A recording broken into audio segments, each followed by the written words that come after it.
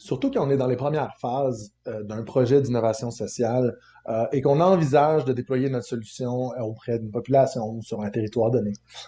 Le feeling est souvent celui-ci. Donc, d'avoir de la difficulté à véritablement comprendre qui sont les individus qui composent cette communauté-là, puis d'avoir une vision un peu homogène de cette population-là, alors que la population est assez hétérogène et composée de différents groupes. Et pour réussir à passer de cette vue-là à une vue qui est un peu plus ciblée ou un peu plus différenciée, c'est là qu'intervient la pratique qu'on appelle la segmentation. Quand on parle de segmentation, de quoi on parle? On parle en fait de diviser une population en sous-ensembles, qu'on va appeler les segments. Des segments qui sont identifiables, qui sont actionnables et qui partagent des caractéristiques communes en termes de besoins, d'attentes, d'enjeux, de demandes. Et c'est véritablement à travers la segmentation qu'on va être en mesure de concevoir et rendre accessibles des solutions qui sont adaptées aux populations ciblées. Donc, pas une solution qui fait un peu l'affaire de tout le monde, mais qui est adaptée à personne, mais c'est une population qui va être beaucoup plus précise dans la manière dont elle génère des bénéfices pour des individus, puis elle est adaptée à ces individus-là, puis à ces segments de population-là, pour être en mesure d'être adoptable par ces populations-là. Quand on parle de segmentation, on va avoir habituellement quatre grands types de segmentation. Les premiers types, c'est souvent ceux qu'on a tendance à utiliser dans le cadre d'un projet, puis qui sont les plus connus. D'abord, on va parler de segmentation géographique, donc devant à l'échelle du pays, à l'échelle de la ville, du quartier, dans les climats nordiques versus les climats tropicaux, la densité, donc en milieu urbain versus en milieu ruraux. Et deuxièmement, l'autre segmentation qui est très connue, qui est très utilisée, c'est ce qu'on appelle la segmentation démographique, donc le qui. Ici, on va parler de groupes d'âge, donc les 13 à 17, les 64 et plus, les 35-45, de genre, les hommes, les femmes, de revenus, de tranches de revenus, de type d'emploi, parce qu'on a des cols bleus, des cols blancs, des professionnels, des entrepreneurs, de niveau d'éducation, donc le niveau de diplomation, les situations familiales, donc monoparental, un couple avec enfants, sans enfants, etc. Or, les dangers de la segmentation démographique sont assez facilement illustrables par l'exemple que je vais vous donner ici.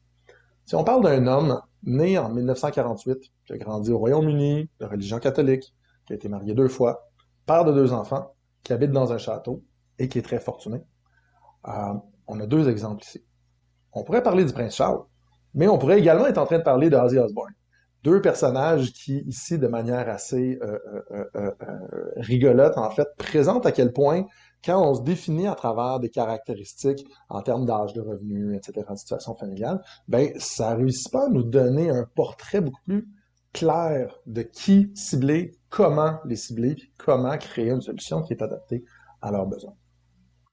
Et c'est là qu'intervient en fait d'autres types de segmentation. Parce que généralement, les membres d'un segment vont se comporter de la même manière, même si leurs caractéristiques géographiques et démographiques sont différentes. Ce qu'on va voir généralement, c'est des gens qui utilisent les mêmes solutions pour les mêmes raisons, des gens qui peuvent être rejoints par une stratégie d'approche qui est similaire. Donc, est-ce qu'on les rejoint par du bouche à oreille, on les rejoint sur Internet, on les rejoint par du porte-à-porte, etc.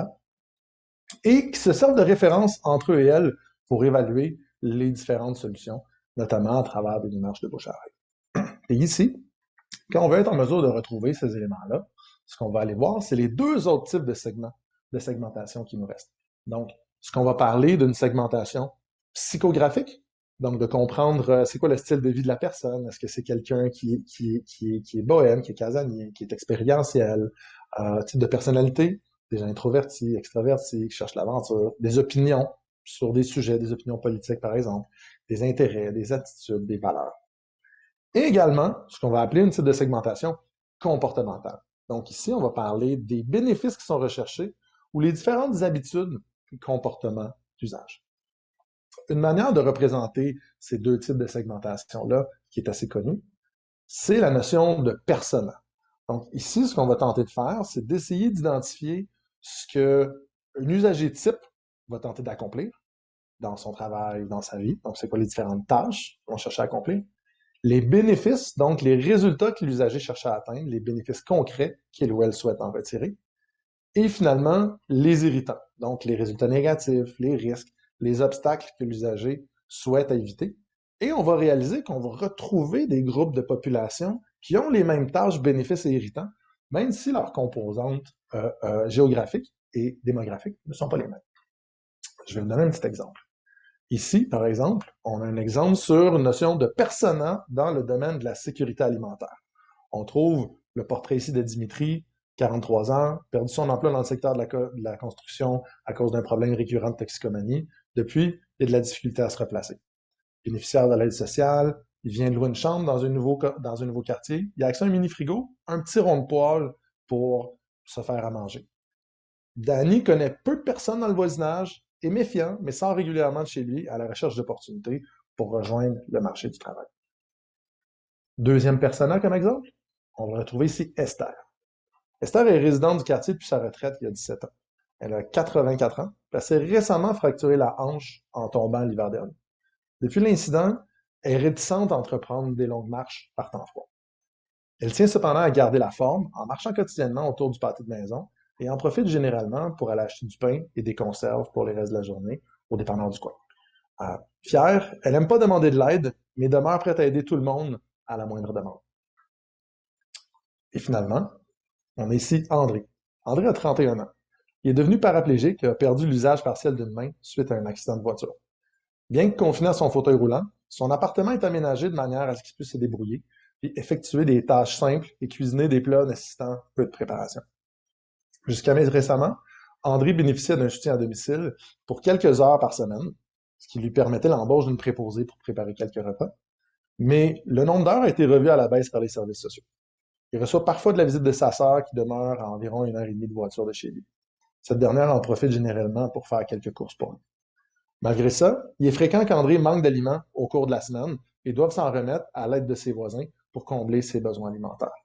Donc, comme on peut voir ici, dans une même thématique, on retrouve des gens qui ont des habitudes, des comportements, des bénéfices recherchés, des irritants ou des obstacles à l'utilisation qui sont très différents et qui ne sont pas liés à ni leur segmentation géographique, ni leur segmentation démographique.